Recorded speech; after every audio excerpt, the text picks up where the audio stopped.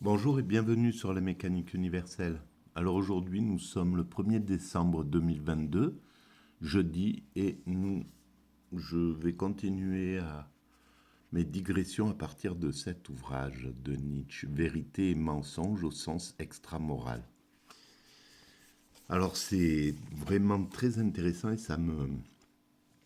on voit toute l'ampleur de l'intelligence de Nietzsche, son analyse, la profondeur de son analyse. Même si je critique ça, des manques à mon sens, mais qui étaient légitimes, je pense, à son époque. Il manquait, il manquait peut-être d'éléments pour pouvoir avoir plus de bienveillance, je dirais, envers le travail des humains, le travail d'évolution des humains, et puis son importance finalement. Évidemment, lorsqu'il critique l'intellect en disant que l'homme en fait une gloire, une sorte, un orgueil et démesuré en somme. C'est vrai que pour, pour certains, parce que c'est pas pour toute l'humanité, certains utilisent cet intellect avec quelque chose de grandiose, voilà, c'est la grenouille qui veut se faire plus grosse qu'un bœuf, en somme.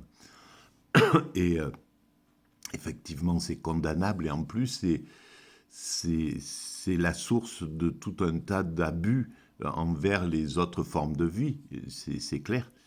Euh, mais par contre, ben, cet intellect, il a une raison. Alors évidemment, quand on étend notre intellect, quand on le met en mesure avec cet univers, avec le temps, avec l'espace, le temps, etc., on voit à quel point c'est infime, bien sûr.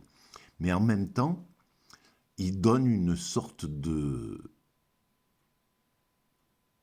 raison d'être pas orgueilleux, mais euh, d'être intéressé par cette particularité que l'homme a, la connaissance, son désir de connaissance, les capacités de son intellect, etc. Même si à l'échelle de l'univers c'est infime, ça révèle quand même quelque chose de bien particulier dans cet univers, ce que nous sommes. Et donc on pourrait juste un peu d'humilité, en somme, permettrait euh, de comprendre cet apport, cet avantage, enfin, cet élément qui arrive dans cet univers. Pour l'instant, on ne sait pas s'il y a d'autres espèces ou d'autres formes de vie qui ont ça, qui possèdent l'intellect, la connaissance, etc. dans l'univers, peut-être, c'est possible, etc. Mais pour l'instant, on doit constater qu'on serait seul. Et donc, pourquoi on aurait été chargé de cette dimension? Pourquoi on nous a donné justement euh, la possibilité de la connaissance? Et ben, c'est une question aussi qui se pose. Donc, je lis et puis éventuellement, je fais mes digressions à partir de là. Alors, je reprends la lecture. Il est remarquable que l'intellect soit responsable de cette situation. Lui qui pourtant n'a été donné que pour servir précisément d'auxiliaire aux êtres les plus défavorisés, les plus vulnérables et les plus éphémères, afin de les maintenir en vie l'espace d'une minute, existence qu'ils auraient tout lieu de fuir sans cette aide reçue, aussi vite que le fils de Lessing, qui a vécu que 2 ans. Cet orgueil lié à la connaissance et à la perception, brouillard aveuglant le regard et les sens des hommes les trompent sur la valeur de l'existence, dans la mesure où ils s'accompagnent de l'appréciation la plus flatteuse sur la connaissance elle-même. Son effet le plus courant est l'illusion, mais ses effets les plus circonstanciés impliquent aussi quelque chose d'autre, quelque chose du même ordre. En tant que moyen de conservation de l'individu, l'intellect déploie l'essentiel de ses forces dans la dissimulation, car elle est le moyen de conservation des individus plus faibles et moins robustes, dans la mesure où il leur est impossible d'affronter une lutte pour l'existence munie de cornes ou d'une mâchoire acérée de carnassier. Alors, voilà encore une vision très juste, mais je m'élève contre le côté négatif de sa vision. Évidemment, l'intellect, la connaissance va favoriser les plus faibles peut-être dans l'humanité. C'est-à-dire que, voilà, si quand nous étions des dos argentés, enfin quand voilà, il y avait cette mécanique des plus forts, des plus costauds musculairement, et encore, rien n'est encore bien établi à ce niveau-là. Peut-être que les plus malins, quand nous étions des primates naturels, parvenaient, en utilisant et la force et l'intelligence, à leur capacité à s'associer, je ne sais pas, tout un tas de choses. C'est pas aussi simple que ça. Et donc l'intellect, évidemment, c'est un avantage, et c'est vrai que ça va favoriser dans l'humanité le plus sensible, le plus... Voilà, pas forcément le plus sensible, mais au fond, c'est un petit peu ce qui lui fait peur, c'est-à-dire que c'est pas forcément les plus sains physiquement qui vont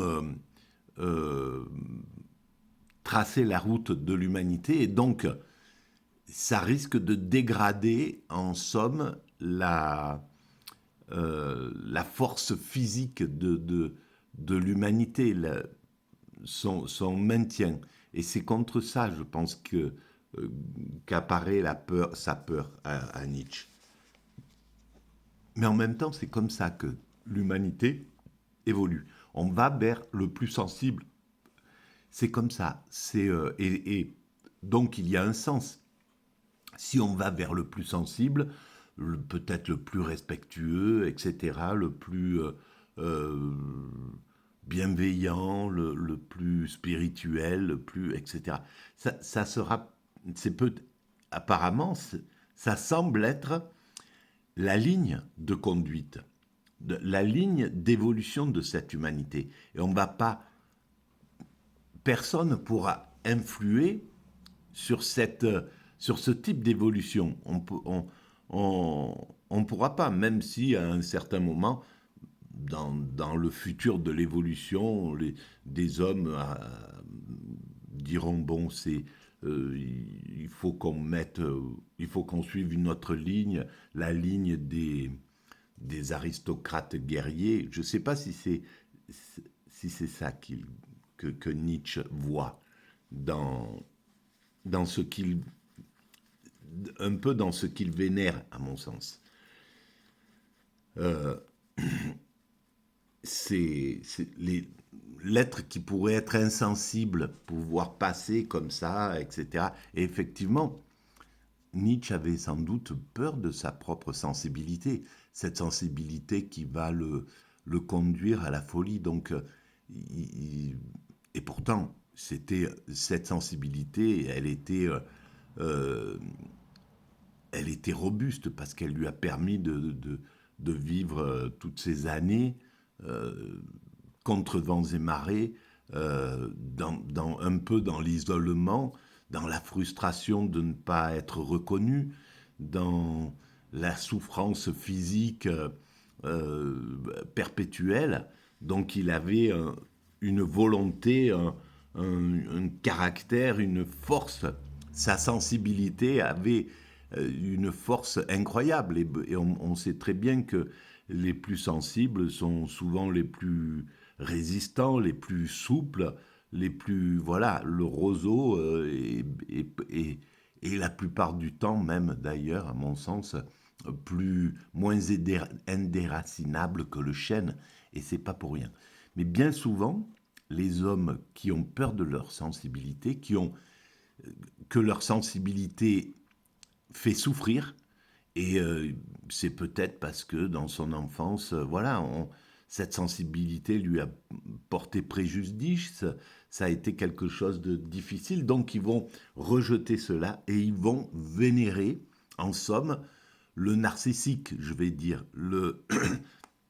celui qui semble pouvoir être décomplexé, faire ce qu'il veut, ne pas s'embarrasser de principes, faire, voilà, vivre sa vie comme il l'entend, avec cette puissance. Et donc, ils vont bader un petit peu ça. C'est pour ça qu'on retrouve autour je l'ai dit dans d'autres vidéos, mais autour des gens comme Picasso, toute une sorte de cour sensibles, en fait, qui sont là et qui voit cet homme qui est qui représente un peu la figure paternelle pour les Cocteau, tous les gens qui gravitaient un petit peu autour de lui. Bon, voilà. Mais ça, c'est peut-être de la psychologie à deux balles. Hein. Voilà, c'est ma vision. Chacun a le droit de la commenter, de la critiquer. En tout cas, on va vers ce sensible, c'est clair. Et c'est pas pour rien.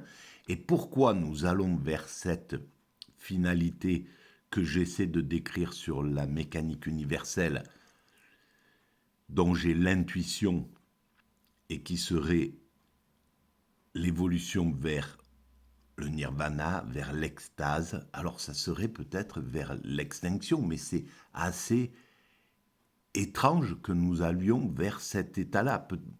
Est-ce que c'est une extinction réelle ou est-ce que c'est un état qui parviendra à juguler l'idée de l'extinction?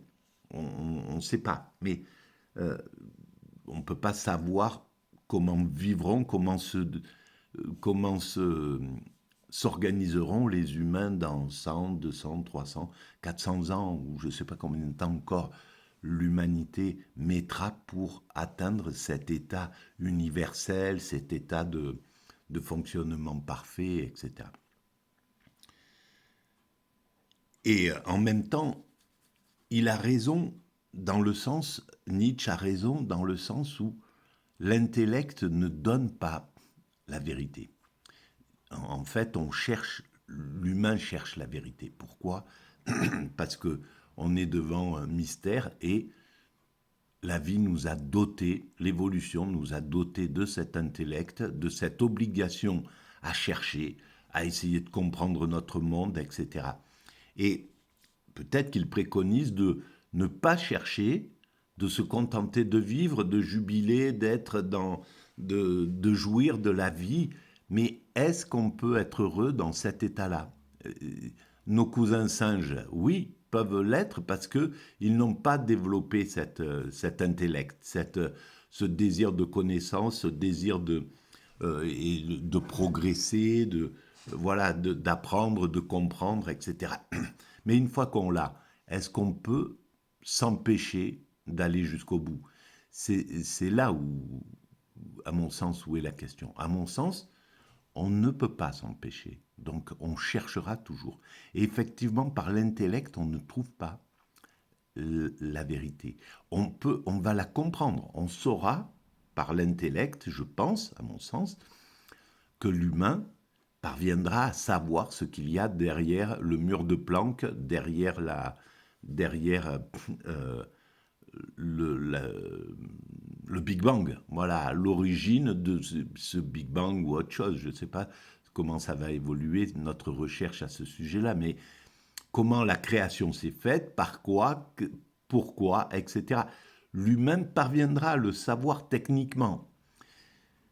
L'humain parviendra à savoir pourquoi c'est l'extase que nous cherchons. pourquoi on cherche à atteindre cet état, etc. Mais la vérité ne nous est pas donnée intellectuellement, elle est donnée théoriquement. On sait que on peut comprendre la vérité de la sensation d'amour en analysant, en faisant un travail d'analyse, en écrivant un bouquin, un essai sur voilà comment qu'est-ce qui se passe dans la sensation de désir de l'autre, par exemple. Voilà, dans ce moment, on est dans un état de désir, on désire quelqu'un sexuellement parlant. On peut écrire tout un essai là-dessus. On peut complètement écrire les sensations, etc., tout ce qui se passe dans le truc. Mais la vérité de ce qui se passe, c'est le corps lui-même qui peut le sentir, le toucher. Lui le sent, mais il ne peut pas le verbaliser. Lui, il est dans la liberté, dans la vérité, donc il touche la vérité de ce désir, il incarne la vérité de ce désir, mais il ne peut pas l'exprimer. Et c'est pareil pour l'extase. On peut écrire sur l'extase, c'est ce qu'ont fait tous les grands théologiens, les grands spirituels, les ascètes, les Bouddhas, etc. Bon, il a retransmis, il a donc exprimé, et il a même exprimé que c'était pas par la parole qu'on peut l'exprimer. Donc il a compris. Toutes les grandes sagesses spirituelles ont compris exactement ce principe, parce qu'elles l'ont vécu dans leur chair. Donc on peut très bien se moquer de l'idée de l'extase que je développe, par exemple, et dire bah, c'est n'importe quoi, etc. Tant qu'on n'a pas fait l'expérience de l'extase, évidemment, c'est que de la théorie de s'en moquer. Que celui qui fait l'expérience vienne et dise mais c'est pas, effectivement, ça n'a pas d'intérêt, j'ai fait cette expérience-là, je touche pas, on ne touche pas la compréhension des choses. Voilà, ça c'est possible, c'est une critique à ce moment-là qui est juste. Mais voilà, en tout cas, on va à mon sens, vers cette compréhension. Et on ne peut pas ne pas y aller. L'humain ne peut pas rester, ne pourra pas rester, l'humanité ne pourra pas rester avec des questions insolubles, n'importe lesquelles. Il faudra qu'il cherche. Tant qu'il y aura des questions insolubles, l'humain cherchera à les résoudre, à mon sens. Ou alors il parviendra à dire, bon là, c'est barrage, on ne pourra pas trouver mieux, c'est impossible, donc là, on arrête de chercher, on passe à autre chose. En tout cas, l'humanité va vers ce dont parle Nietzsche, quand il dit qu'il faudrait pratiquement écarter l'intellect et se contenter de la sensation, de l'art, de la joie de jubiler en fait de cette existence. Et nous allons vers ça. Mais pourquoi on ne peut pas le faire maintenant? Parce que le monde n'est pas abouti. Il ne sert à rien qu'une partie des êtres humains soit en joie, comme ça, atteignent la joie, et que les autres soient obligés de travailler ou d'envier ceux qui sont dans la joie, enfin, d'être... Et puis, voilà, s'il y a une nation qui atteint la joie, l'autre à côté va vous... c'est la guerre assurée, quoi. Donc il faut déjà qu'on atteigne la paix universelle, etc., qu'on finisse de construire cette humanité. Et pour finir de construire l'humanité, il ne faut pas qu'on soit dans l'état de nirvana, de l'état d'extase qui empêche l'action. Alors qu'on préconise, comme le fait Friedrich Nietzsche, comme le fait Camus, comme le fait Michel Onfray, comme le fait voilà, ceux qui recherchent, ceux qui pensent que c'est important de vivre le mieux possible, ça c'est absolument nécessaire. Bien entendu, on doit préconiser à nos frères humains de vivre le mieux possible, en harmonie le plus possible, en utilisant tout ce que nous donne la vie quand on arrive, un corps, des sensations, des sentiments, du plaisir, etc., le goût voilà, toutes ces choses-là, l'harmonie, d'être bien dans son esprit, etc. Mais c'est tout. On voit bien qu'on peut préconiser ça, mais c'est du boulot. Qu'est-ce qu'il y a 1,7 milliard d'Indiens en Inde, et il y en a peut-être 0,01% qui parviennent à pouvoir vivre ces choses-là. Donc, c'est un travail global. Et ce travail, on doit aider l'ensemble des frères humains à atteindre cela. Donc, atteindre la paix, parce qu'à partir de la paix, et même, voilà, à partir de la paix, il y a la solidarité entre tout le monde, qui va pouvoir dire aux nations qui sont encore dans des systèmes de caste ou d'abus, etc. Stop, voilà, c'est fini. Maintenant, chaque être humain qui apparaît sur cette terre doit avoir accédé au bonheur, vivre correctement, etc. La psychologie, les soins, l'entraide, la bienveillance parviendra à donner ça à tout le monde. Mais il faut travailler encore dans ce sens-là. Voilà, c'est ce que je veux dire. Mais c'est légitime, voilà, c'est une bonne chose. Et même ce que dit Nietzsche, ce que préconise Nietzsche pour ses frères humains, c'est parfait. Mais il faut comprendre aussi que nous sommes dans une humanité qui doit être en évolution, qui doit s'améliorer, tout simplement, parce qu'on ne peut pas le préconiser pour un petit précaré, pour un peu le monde occidental qui est pas dans la misère, parce qu'il y a une grande partie de ce monde occidental qui est dans la misère. Donc on ne peut pas le préconiser comme ça. On ne peut pas être heureux sachant que d'autres frères humains sont pas heureux. Voilà, c'est compliqué. Et c'est pas pour rien qu'il y a ce barrage, ce barrage moral, en somme. La morale, on ne se débarrasse pas de la morale comme ça, en réalité, dans l'humanité. Et il ne faudrait pas se débarrasser de cette éthique humaine, de la morale humaine, ce type de morale-là, qui est importante puisqu'elle est un moteur de la lutte pour l'égalité, de la lutte pour faire évoluer la société humaine. Donc je continue. En tant que moyen de conservation de l'individu, l'intellect déploie l'essentiel de ses forces dans la dissimulation, car elle est le moyen de conservation des individus plus faibles et moins robustes. C'est chez l'homme que cet art de la dissimulation atteint son point culminant. L'illusion, la flagornerie, le mensonge et la tromperie, la calomnie, l'ostentation, le fait de parer sa vie d'un éclat d'emprunt et de porter le masque, le voile de la convention, le fait de jouer la comédie devant les autres et devant soi-même, bref, le perpétuel badinage qui partout folâtre pour le seul amour de la vérité, sont chez lui à tel point la règle et la loi qu'il n'est presque rien de plus inconcevable que l'apparition chez les hommes d'un instinct de vérité honnête et pur. Eh bien oui, mais pourtant c'est comme ça. Et cette organisation sociale, on pourrait dire, cette organisation psychique, évidemment qu'elle est à critiquer, mais elle est là. Et elle est un des moteurs.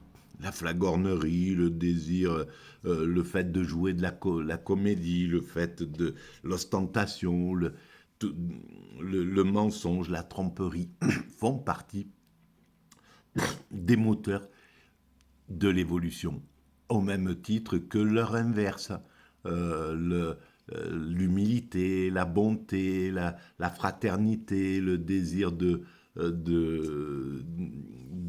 d'être le plus vrai possible, de ne porter aucun masque, etc., d'éviter la duperie, l'illusion, etc., etc. Tout ça, ça existe aussi. Et c'est ces deux forces-là, qui construisent l'humanité.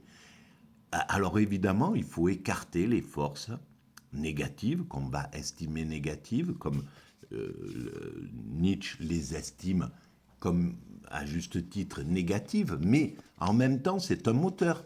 Le narcissique, par exemple, a on va dire, je ne sais même pas si ça existe, mais ceux qui auraient une tendance plus forte au narcissisme ont des qualités essentielles pour l'humanité. L'humanité a besoin de ces qualités-là. Elle ne peut pas faire un monde de narcissiques, c'est impossible, parce que ça serait la guerre permanente, mais ça fait partie des forces. Et ben, ça va avec le mépris du faible, avec l'idéalisation de ce qui est plus fort que voilà, la vénération du puissant, et donc l'anti-héroïsme en fait, parce que le héros défend le faible du, du fort, quoi. Et l'inverse, l'anti-héros, en fait, c'est le narcissique, la psychologie narcissique est dans cette configuration anti-héroïque, en réalité, parce qu'elle va mépriser le faible. Voilà, il y a Robin des Bois, et puis il y a le, le, le comte, je ne sais plus comment il s'appelle, bref, le gars qui a usurpé la place du roi. Et autour de lui, voilà, il y a ceux qui le soutiennent, ceux qui vont essayer ceux qui maltraitent le peuple, qui essaient d'attraper Robin des Bois et pour protéger cet usurpateur, voilà, parce que il vénère cet usurpateur-là, voilà. Bon, et ben on retrouve ça dans la société humaine. Donc, ils sont profondément plongés dans les illusions et les rêves. Leur regard ne fait que glisser à la surface des choses et ne voit que des formes. Leur perception ne conduit en aucune manière à la vérité, mais se borne à recevoir des excitations et joue en quelque sorte à tâtons dans le dos des choses. Et cet esprit critique est génial, hein, faut le reconnaître, il n'y a pas de problème, mais voilà, il est critiquable à mon sens.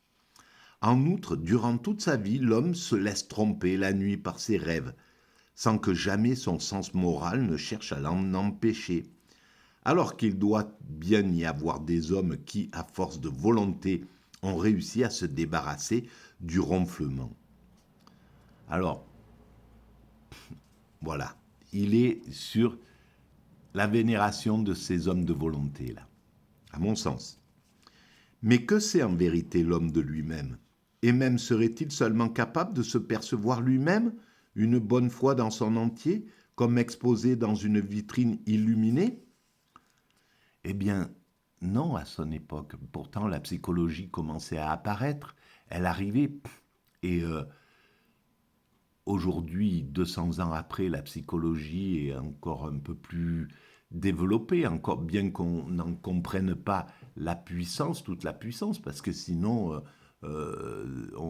ça serait quelque chose d'extrêmement répandu pour éviter pour régler les problèmes le plus tôt possible, pour éviter à un être humain d'être obligé d'apprendre à maîtriser ses pulsions en prison ou d'une autre manière.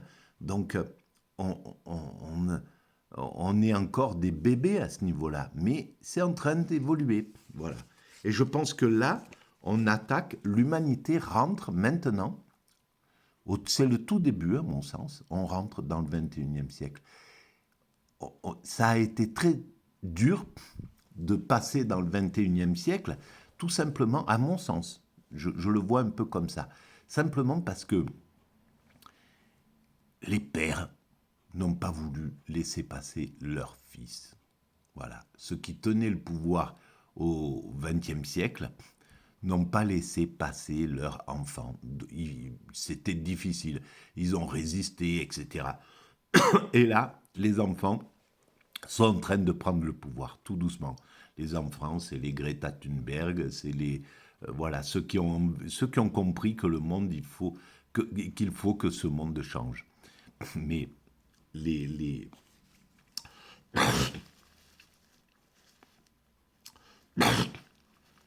pardon, les pères et les grands-pères, les faucons, les réactionnaires sont encore aux commandes. Mais on sent que là, voilà, ça, ils résistent, hein, ils ne veulent pas lâcher prise, ils ne veulent pas donner le pouvoir aux générations qui arrivent et qui veulent autre chose, qui veulent... Alors, c'est pas pour rien.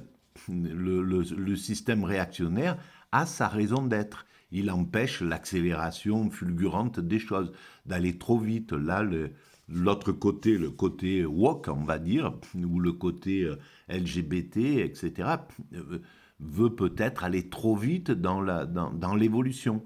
Et donc les réactionnaires vont freiner cette évolution intuitivement. Et c'est cet équilibre qui fait que les choses avancent à un rythme à peu près supportable, voilà, pour l'humanité. Ça n'empêche que le réactionnaire ne résiste jamais. Il ne gagne jamais à la fin. C'est pas, voilà, les réactionnaires des années 50 qui voulaient pas que les Noirs soient affranchis aux États-Unis, qui ont essayé de brimer en disant ça, c'est une catastrophe s'ils prennent le pouvoir, s'ils arrivent quand Martin Luther King, etc. Quand il y avait cette lutte pour les droits civiques, tous les réactionnaires ont résisté, etc. Ils sont même allés jusqu'à tuer ceux qui étaient vraiment les progressistes. Et pourtant, ils avaient déjà fait leur travail, quoi, au fond. Et ils n'ont pas réussi à arrêter les choses.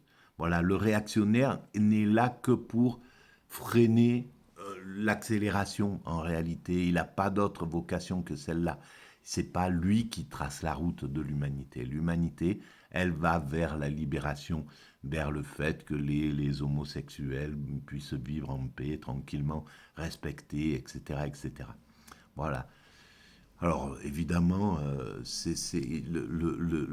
système réactionnaire a aussi, ça empêche des accélérations trop fulgurantes qui choqueraient trop la société, etc. Il y a cet équilibre-là. Voilà. La nature ne lui dissimule-t-elle pas la plupart des choses, même en ce qui concerne son propre corps, afin de le retenir prisonnier d'une conscience fière et trompeuse, à l'écart des replis de ses intestins, à l'écart du cours précipité du sang dans ses veines et du jeu complexe des vibrations de ses fibres? Point d'exclamation. Mais on est en train de découvrir tout ça. tout ce dont il parle, c'est le travail de l'humanité. L'humanité, il suffit de voir un petit peu les progrès qu'il y a eu entre 1870, quand il écrit cet ouvrage-là, un peu plus, je ne sais plus la date exacte. Et maintenant, qu'est-ce qui s'est passé? C'est hallucinant, quoi. Voilà, sa maladie aurait été soignée. Même la syphilis, etc. Tout ça, ça aurait été... Donc on est il y a des progrès qui sont considérables. On ne peut pas rester sur l'idée que les choses n'évolueraient pas. Elle a jeté la clé et malheur à la curiosité fatale qui parviendrait un jour à entrevoir par une fente ce qu'il y a à l'extérieur de cette cellule qu'est la conscience et ce sur quoi elle est bâtie, devinant alors que l'homme repose indifférent à son ignorance sur un fond impitoyable, avide, insatiable et meurtrier, accroché à ses rêves en quelque sorte, comme sur le dos d'un tigre. C'est juste, mais on travaille à ça. Et le fait que ça le révulse, que ça le révolte, qu'il soit... Parce qu'en fait, c'est son hypersensibilité qui lui fait dire ça, et il a raison, et c'est ça qui est génial, et c'est pour ça que si l'anecdote est vraie, il va à la fin de sa vie se jeter au cou d'un cheval qui est maltraité par un rustre, par quelqu'un justement qui touche pas à sa sensibilité, qui s'en fout complètement, qui voit pas ce qu'il y a derrière ce cheval-là, qui ne peut pas l'atteindre Alors que Nietzsche, en se penchant au cou, en se pendant au cou du cheval, ça veut dire qu'il a, que son empathie est capable d'aller, de comprendre ce qu'il y a dans les yeux de ce cheval et sur le corps de ce cheval. Dans ces conditions, y a-t-il au monde un lieu d'où surgirait l'instinct de vérité? Point d'interrogation. Je vais arrêter là. Et cet instinct, il existe. Oh, bien sûr qu'il est là. Donc, je pense qu'il l'a compris. Évidemment, on ne peut pas ne pas chercher à éclairer la vérité. Et on cherchera à la comprendre. On cherchera à savoir d'où nous venons, qui nous sommes et où nous allons. Voilà, de ces 3 questions qui sont posées depuis des millénaires, en fait, on y répondra à toutes. Voilà pour cette vidéo. Allez, à bientôt. Merci de votre écoute.